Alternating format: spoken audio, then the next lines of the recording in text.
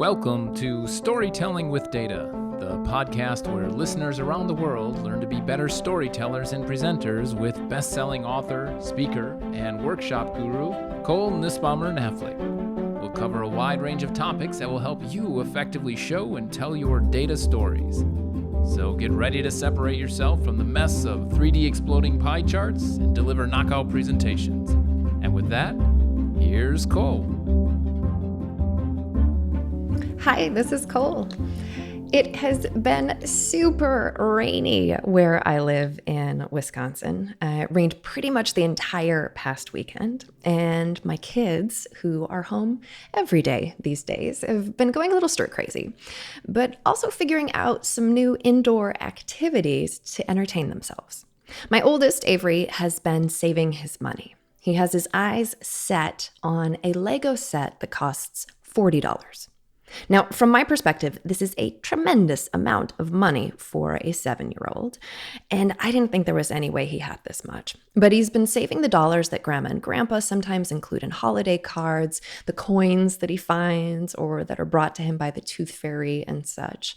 So this past weekend, he decided that to pass some time and hopefully prove me wrong, he'd count his money. Half an hour and an emptied piggy bank later, I was called to his room where he'd arranged piles of similar coins and bills. He'd already gone through the process of organizing his coins into sections of $1 apiece, and we spent some time together, double counting, putting a dollar value to each type, writing the various amounts on Post-it notes, and finally adding it all together. At the end of this process, we had counted $46.35. Avery was ecstatic. He was less thrilled, however, when a quick Google search revealed he'd been working off of bad data. The Lego set he wanted actually cost $69.99. So as we sat in front of my computer, sadness sweeping across his face, I decided to try to use it as a teaching moment. We talked about what he wanted and was willing to do, what I wanted and would be receptive to, and then I had him suggest a couple of options that might work for both of us. At the end of that process, he had determined that he'd use part of his savings to purchase a small Lego set that day and put the rest of the funds back in the bank, keep saving for that ultimate set.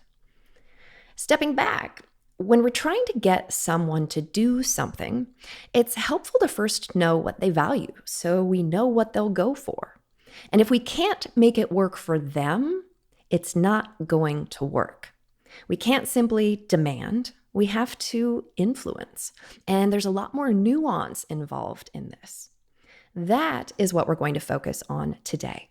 The case where we need to convince those around us, influencing them to change their mind or modify their way of doing things. There's not a single simple way to do this, so we'll discuss various strategies to consider and practice in our efforts to influence change.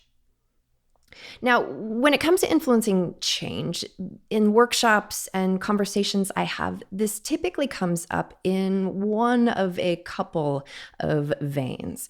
First off is how to convince someone the value of effective data storytelling. So oftentimes this is needing to convince management or senior leadership to support the amount of time it takes or invest in specialized skills.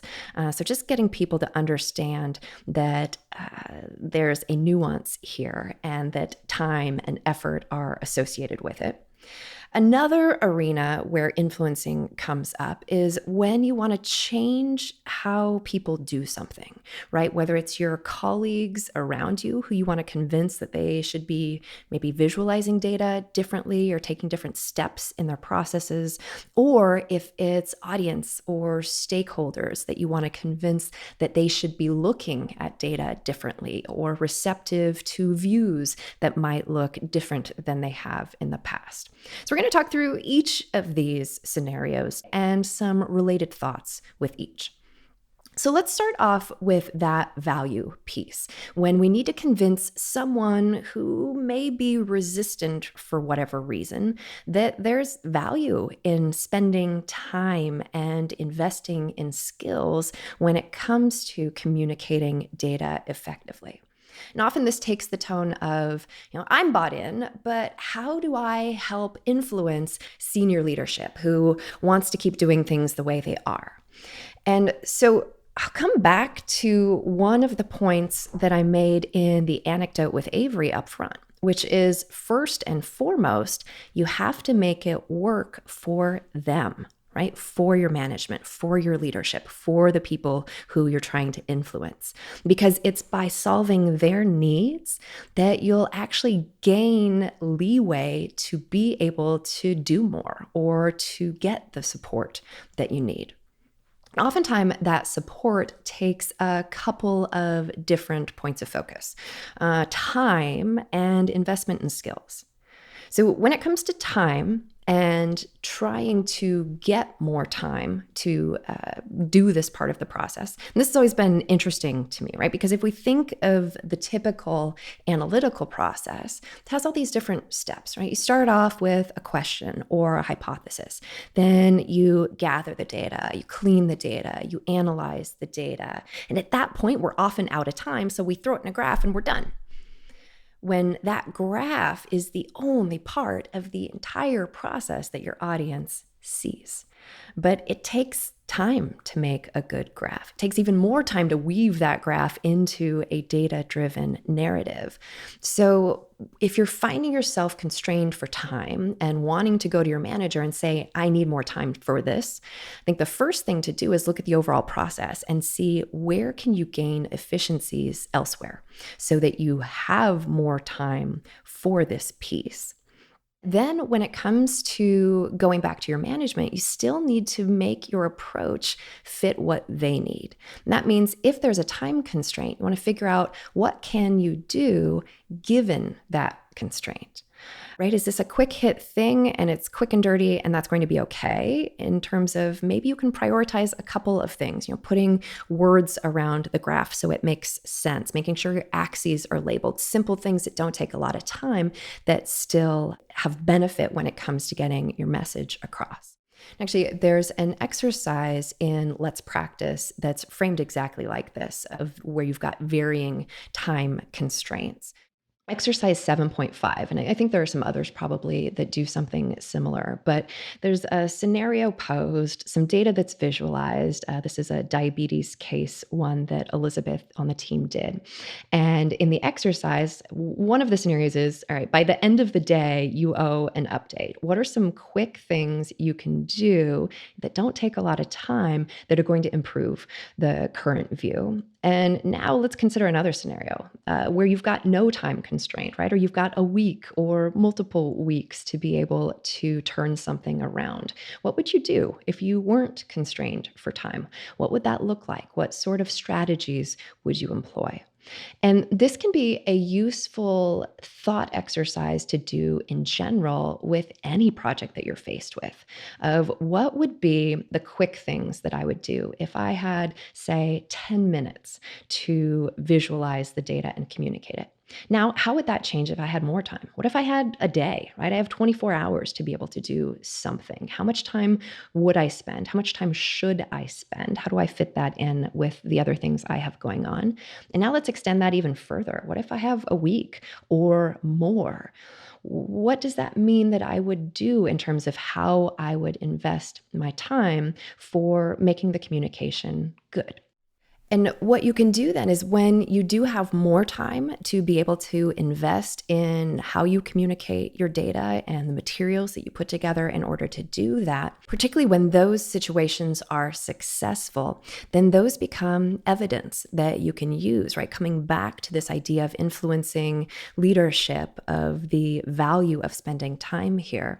When things go well and you're able to spend more time, you can point to those successes as evidence of the need to be able to do that more frequently, or to prioritize that in cases where it's something really important that you are communicating.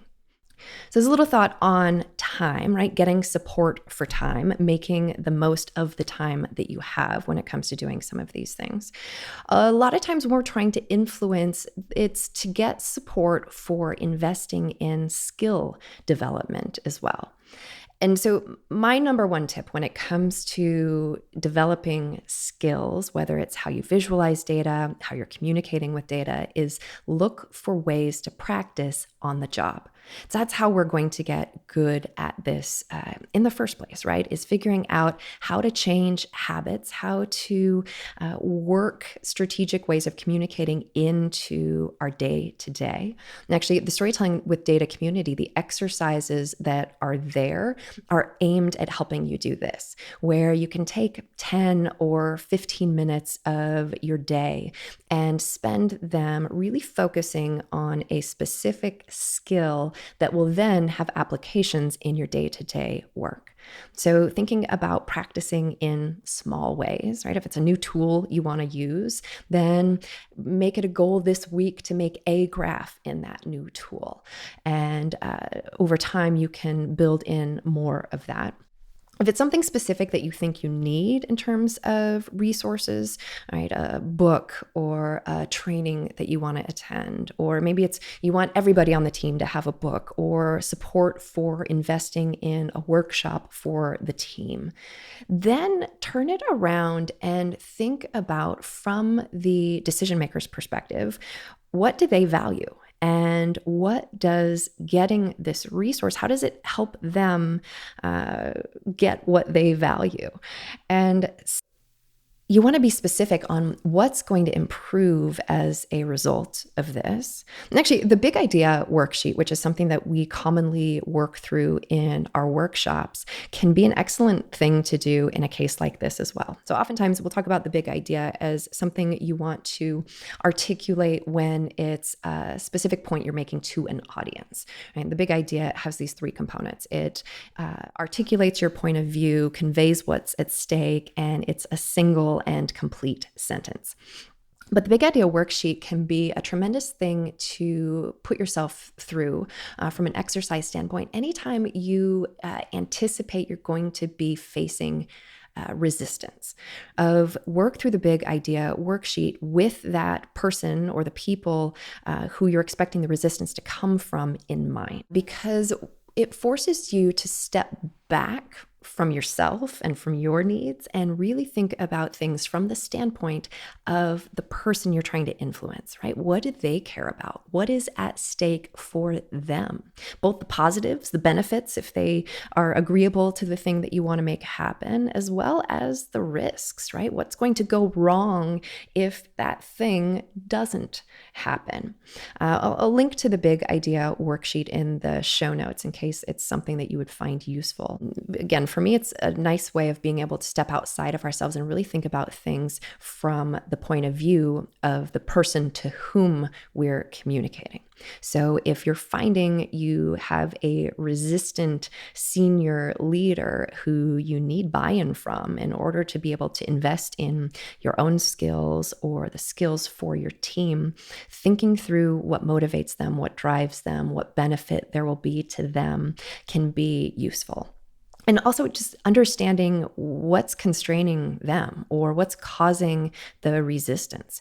Is it lack of budget? Is it because they don't think there's value in having people spend the time, or they're not sure what the output will be from it? Because the more you can do to understand what's driving the resistance you face, the more directly you can appeal to those things and have better conversations that get people on the same page, right? It's coming back to this idea of what's valued, what's at stake, and how you make those things match or overlap, right? Where your needs overlap with the needs of the person with whom you're facing resistance. And then being really specific when it comes to the change that's going to happen as a result of investing in the skill set. Just one final thought on this piece, which is don't let a lack of support or perceived lack of support stop you, right? Find ways to get what you need given the constraints with which you're faced. And oftentimes that means we get more creative about how we do that. Let's shift next to another sort of influencing or another scenario in which to influence. And that is when you want to try to convince people around you that they should do things differently than they've been doing. Typically, this will be either colleagues, coworkers, or maybe your audience or stakeholders. So let's actually start with the audience stakeholder piece.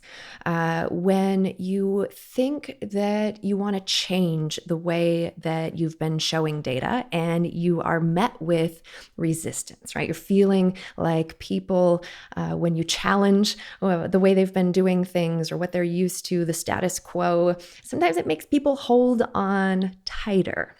And even the words that are used when questions come up in this space, right?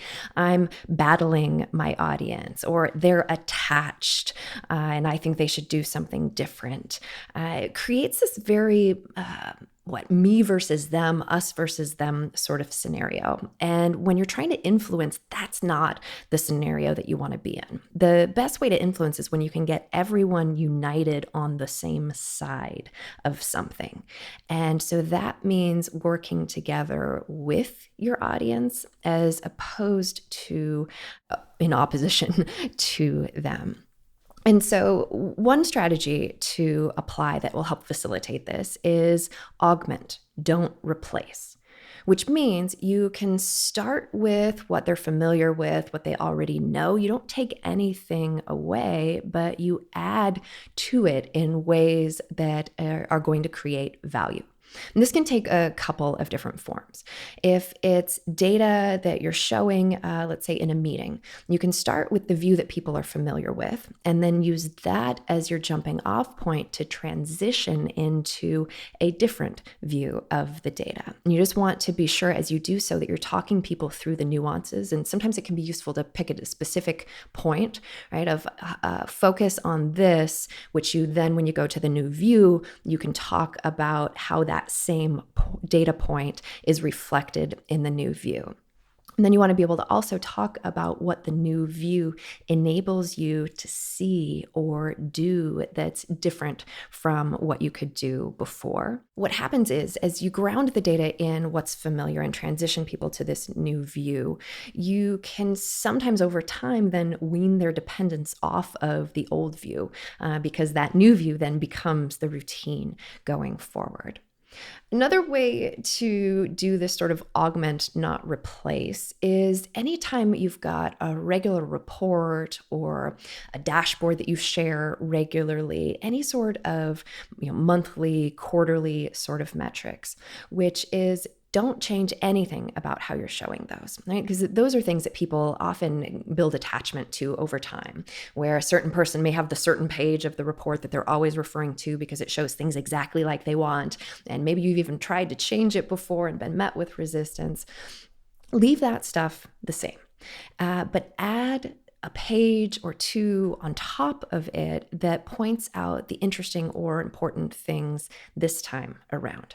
It can be a way of saying to your audience, folks, all the data's there, right? We can go through it with you to your heart's content, but we've already taken the time to do that.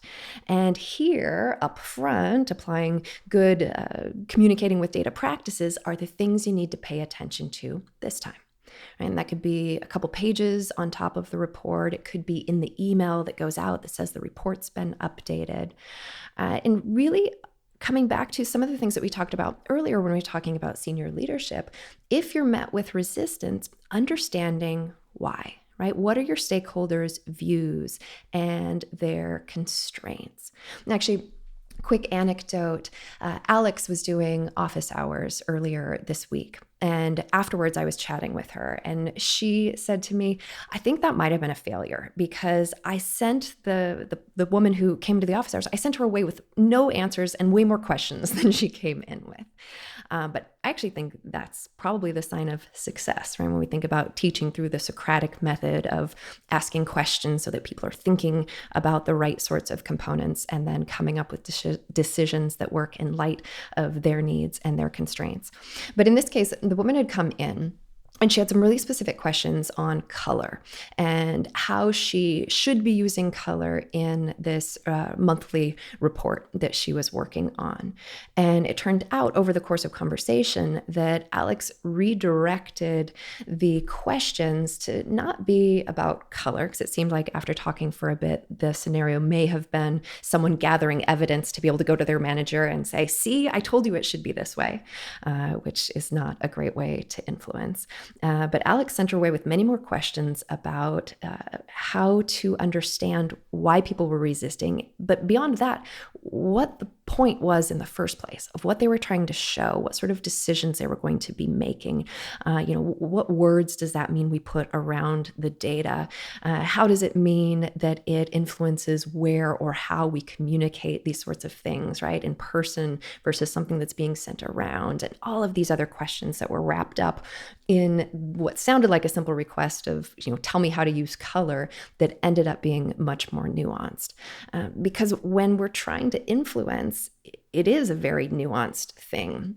And I think often we go into that scenario only with our needs and desires in mind and not pausing to reflect on the people on the other side of that and what their needs and desires on and how we try to make all of that work together.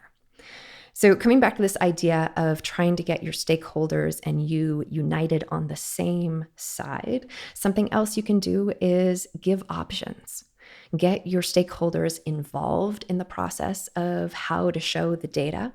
If there's been a view that's been used historically, have that be one of 3 options or 5 options that you put forth and talk about the pros and cons or what you can more or less easily see with some of the different views of the data. Because when you can get people involved, get them talking, one, you get to learn more about them. You also may find that you get talked out of things that you thought you held dear. I've had more than one, actually many, instances of this where I go into a conversation thinking I know how it should be, but after taking the time to listen to other viewpoints, it actually changes my mind. So you want to be open to that, because I think we get attached to the views of the data that we've spent time creating or that we think might be quote unquote the right way to show the data without always taking the time to understand why hasn't it been that way in the past, right? Usually there are constraints or conversations, decisions that have gone into making things the way they are. So getting a good understanding of why things are the way they are, and then approaching change thoughtfully in light of those things can be really important. Another strategy can be to get an influential supporter or advocate, right? Sometimes there's someone else sitting around the table who might be able to influence others on your behalf or who may be bought in and able to influence. We'd use this strategy at Google a lot of times. When I was working on the people analytics team there, often resistance when we wanted to roll out things would come from engineers. Not always, but they can be a gnarly bunch sometimes. And what we found over time was if you can get some influential engineers on your side and involved in the process, then they can help influence those around them in ways that, us coming from HR, that was never going to work. And so having someone who other people will listen to, who may advocate on your behalf, can be useful. And I think not fighting every time, right? I see this happen a lot, particularly when people go into a new job or a new team where they want to change everything. And in some cases, maybe they've been brought in with the idea that they will be changing everything, which is a hard thing because people grow attached to the way that they do things. And so you don't want to fight everybody on everything. That's a way to get a not great reputation really fast. And so even if you think everything around you should change, And actually, especially if you think everything around you should change, pause and do more listening than you do talking, and figure out which fights are worth fighting. Not every fight, right? Be smart and look for opportunities where you will be successful. Because what then happens, and particularly if you do this out in low risk places first, in terms of if you think there's something that should be changed or should be done differently, do that in low risk places first. And then those successes that you can have there can build upon each other so that you are both able to establish credibility in those around you, maybe boost your own confidence as well as the confidence of others in your abilities to be able to drive bigger change if that's what's needed over time. I think this is a good point to pause briefly for a quick break. Have you joined the Storytelling with Data community? It's your online destination for developing and honing your data storytelling skills. Participate in monthly challenges and practice with hands-on exercises. Get feedback or engage in the numerous discussions. Speaking of which, we've just started a special discussion for our podcast listeners, inviting you to share your favorite episodes.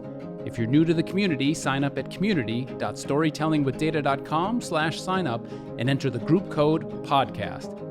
If you'd like even more support, consider going premium and get access to regular data storytelling office hours with virtual, real-time feedback from the data storytelling team.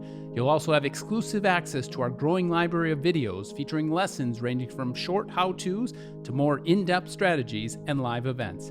Speaking of which, our next live event is coming up on May 28th, 2020. Tune in to watch Cole illustrate the power of story, drawing inspiration from one of her favorites for communicating with data in a business setting. Learn more at community.storytellingwithdata.com/premium. That's community.storytellingwithdata.com/premium.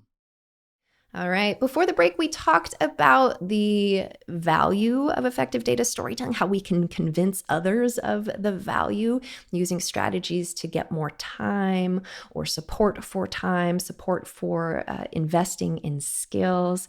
Talked about some strategies for convincing stakeholders when you want to change the way that they are looking at things. Now let's talk about the case where you have teammates who you want to convince that they should be doing things differently when it comes to how they visualize and communicate with data. And I think what we'll talk about here is going to apply both in the case where you're a manager, right, in a formal capacity, and also the case where you're an individual contributor trying to influence the people around you without any direct reporting lines to rely on to make that happen.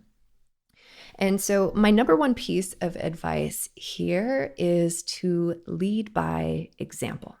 So if you can put good practices into place in your own work, good work gets attention. And so over time, people will gravitate towards that if it's working and emulate that. This is another case where if you think your team should do things differently, but they are resistant, understanding what's driving that, finding an influential supporter to help spread the message can be useful. If you're in a formal manager capacity or able to influence in that way, have iterating and getting feedback be part of the process every time you are communicating with data. And if you're not in a formal place where you're able to dictate that, then you can model that behavior yourself. Ask others for feedback when you do things and incorporate that feedback. Can be a nice way of starting to have that feedback cycle as part of a team and form those habits that then more people can take advantage of over time. It's basically illustrating the behavior that you want others to undertake. And if it's working, right, if the things that you're doing are having good results, then people will adopt those sorts of behaviors over time.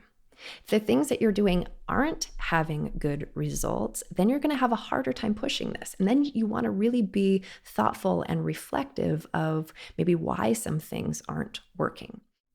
And I feel a little like a broken record here because this is coming up in different ways over the course of this, but I really think this is one of the most important things. When you're met with resistance, don't take it at face value. Work to understand why, right? Why does someone not want to do things in the way that you think they should? And brute force doesn't work here, right? Of simply telling someone, well, I went to this workshop or I read this book and I learned you should do it like this, is not a way to influence and make friends. And actually, this brings up another recent office hour conversation. This one was with Mike, who had someone attend a recent office hour. And he shared the anecdote with me afterwards and said, I totally relate to this scenario. I've been guilty of this. And he told it to me. And I said the same thing. I've been guilty of this too, which is this idea of the people around me just don't get it, right? They're not looking at things the right way. And that's why they aren't receptive to the way I think we should show the data, or the way I think we should communicate, or the way we should go through this process. I can think back to a specific scenario when I was working in banking, and I've shared this before, but I was working in fraud management, and fraud management has these different things you can do to contain it, right? You can mitigate, detect, prosecute, deter. And so there's 6 stages, I think, of the fraud management life cycle. And I thought that a spider graph, right, a radar chart would be the perfect way to show this data, and spent a ton of time crafting it, putting numbers at things, putting targets on things, and then even more time trying to explain to my audience why they should embrace this approach of looking at the data.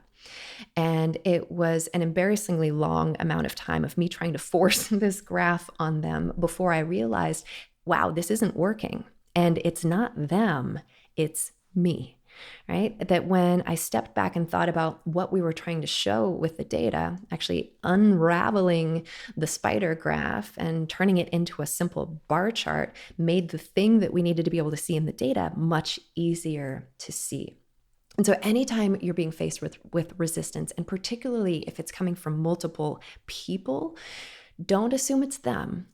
Take a step back and look at what you're doing and try to understand from their point of view where there might be snags or hitches or things that aren't maybe as straightforward as you think they are because you're closer to the data, or you've been looking at it this way for so long that you've grown attached. And that's where getting feedback from someone else can be useful. Someone who's less close to the data, maybe someone who has no vested interest, so that you feel confident that it's an unbiased point of view that you're getting, can be helpful in understanding. 'Cause I think sometimes when we're trying to push something that we think is the right way to do things, we've gotten too wrapped up in ourselves and our data to be able to take a step back and look at things with fresh eyes. So I think in summing up on influencing teammates and those around you, right, it's a lot of the things that we've talked about over the course of the episode. Leading by example with your good work, working to understand if you're facing resistance, where that's coming from and why that is, and really being thoughtful in self-reflection and what you might do in different ways that'll help you get the outcome that you need. So a couple final thoughts to sum things up. This should go without saying, but I'm going to say it anyway. Don't be pushy, whiny, or condescending when you're not getting things to go the way that you want. It's not a way to make friends or influence. Also, don't let a lack of support impact the quality of your output. Rather, aim to lead with your great work that first and foremost solves your audience's needs, whether that audience is your management, stakeholders, or colleagues. This is how you'll influence change. Let's shift now to some listener Q&A.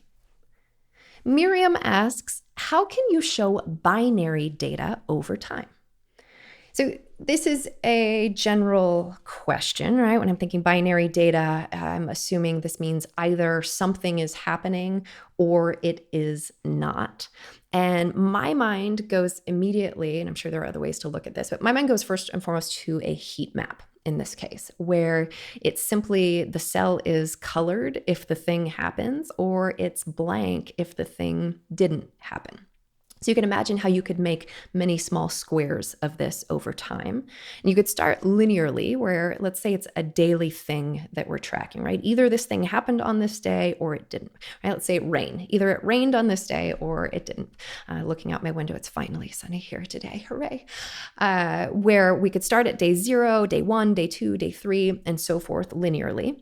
And then you can think about how you might organize that heat map in different ways to potentially be able to see different things. So if I'm looking at daily data, I might put days of the week across the top and then have weeks going downwards, week 1, week 2, week 3. So it'd be a good way to see if there's anything interesting happening over the course of a week, right? Sometimes there's different behavior on weekends or certain days of the week or certain times of the day, depending on what we're tracking and with what granularity. Then you could imagine how you might organize that daily and then weekly data by month. As you go forward over time, eventually you'd be able to aggregate where you could say the percent of time that the binary thing happened in a given week or on over the course of a given month. And then you'd be able to track that metric over time as a line graph. So coming back to the idea of what you're trying to show, who you're trying to show it to, and then allowing yourself to look at different views to try to figure out where insight will come from or what question you're trying to answer and what's going to do a good job of that. But coming back, I'd say first thing I would try is a heat map and try organizing that in different ways to see whether and what insights may come from that. Phil asks a straightforward question. Cole, why don't you use grid lines in your graphs? So I don't use grid lines. I get rid of them almost always. And for me, grid lines compete with the data. And if you imagine a graph that, especially a line graph, so let's imagine a line graph and imagine now that that line graph has horizontal lines going across it at regular intervals. If you just now imagine those lines disappearing, it means our data stands out more. And my argument is typically if the specific values are important, right? If you were going to want to take your finger and trace it across the grid line to get over to the value on the axis, rather than do that, we want to think about potentially labeling the data directly. So I don't have to do that work to figure out what the value is, or maybe label data sparingly to alleviate that sort of work. And so I'll typically get rid of the grid lines altogether. It doesn't mean that you have to. You just want to make sure that the grid lines aren't competing visually with your data. So if you are preserving grid lines, make them thin, make them gray, push them to the background. One thing I've seen, by the way, actually a couple of times recently, and this can work particularly well if you've got a really wide graph for whatever reason, is to have your axis, sometimes it can make sense to repeat it. So have your y-axis on the left-hand side of the graph and on the right-hand side of the graph in order to be able to more easily see. And again, particularly if it's spread out wide so that the points on the right are pretty far from the axis on the left, and you want to get a sense of those values to repeat the axis again on the right-hand side. Now, there are certainly cases where that could be confused with it being a secondary y-axis, and so you'd want to take that into account or think about whether labeling the data directly could work. All right, next I want to repose a question that actually came up during a chat, a Zoom conversation that I was having that John Schwabish organized last week. And I'll try to find the link to that recording and put in the show notes, as long as all of the other resources that I've mentioned over the course of the show. But there, Wesley asked for guidance building a portfolio of work when you're interested in moving into a data visualization heavy role, and how to best convince prospective employers of your skills. So first off, I think that's a great idea, right? To be able to show evidence of the type of work that you can do to prospective employers. And I think back to Google, we used to have people actually do work similar to what they'd be doing, where I'd have people graphing data and communicating it in different scenarios to get a sense of their skills and what that looked like, right? What sort of assumptions they would make or questions they would ask and those sorts of things. And so to the extent that you can create create things that will be reflective of both what you're applying for, but then also what you want to be doing, right? So as you build a portfolio of work, you want to make it match the type of work that you want to do. And I would say that's in terms of the type of data that you're showing. Doesn't just necessarily have to be the same subject, but data that has things in common with the type of data that you want to be showing, the tools that you want to be using. Because I think it's easy to get intimidated by some of the sexy data visualizations that we see, particularly online and in social media, where it feels like if we're creating a portfolio of work that it has to be flashy and fancy, which is not typically the case, right? We want to think about what sort of roles are you applying for? Are they business roles where, sure, a sexy infographic might be great, but it's not what you're going to be doing in your day-to-day. Day-to-day is going to be PowerPoint presentations to other people in the company. And if so, then thinking about how you can align what you create outside of work to reflect the sort of things that you want to be doing in your job. And I'll say one place that you can go for this is the Storytelling with Data community. We do a monthly challenge that can be an excellent way to each month go grab some data of interest and maybe look at something a slightly different way. Try a new tool or a new view that over time can build a portfolio of visualizations that you've created, which you can actually do in your gallery in the Storytelling with Data community, where you can add visuals that you've used in the challenge, or you can add visuals you've created in your own day-to-day.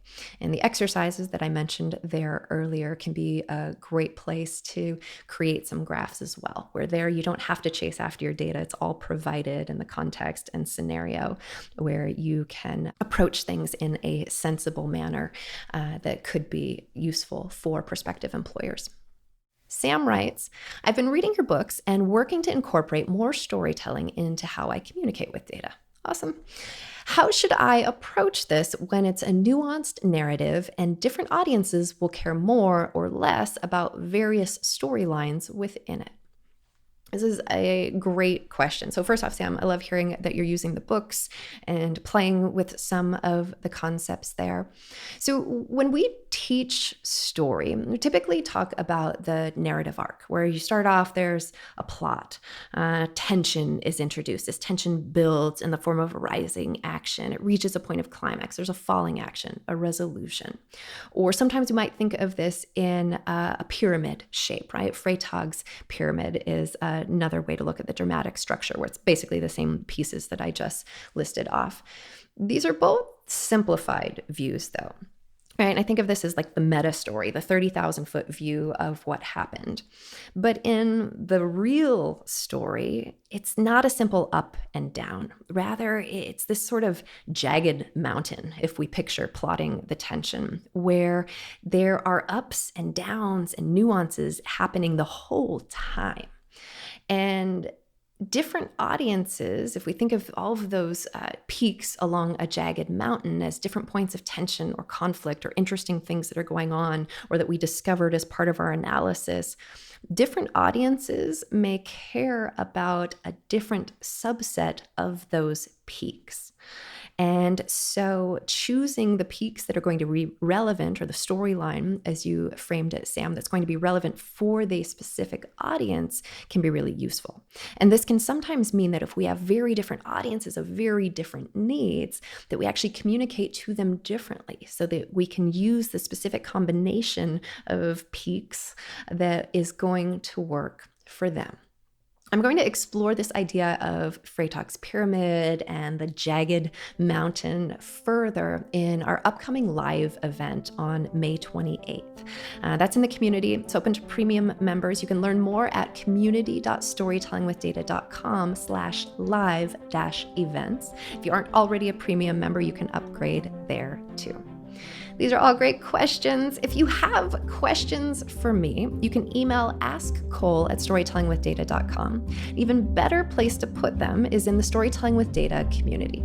First, do a quick search with your keywords to see what resources are already available. And if you don't find what you need, I encourage you to start a new conversation with your question where you can get input from the Storytelling with Data team and the broader community. You can do that at community.storytellingwithdata.com/conversations. Stay tuned for our next episode of the Storytelling with Data podcast, where I will be chatting with my friend Andy Cotgreave about presenting virtually. Speaking of the podcast, if you like what you hear, please subscribe, leave a review, and share with a friend. With that, be sure to follow @StoryWithData on Twitter and Instagram. Also check out all the great resources at storytellingwithdata.com. Thanks for listening.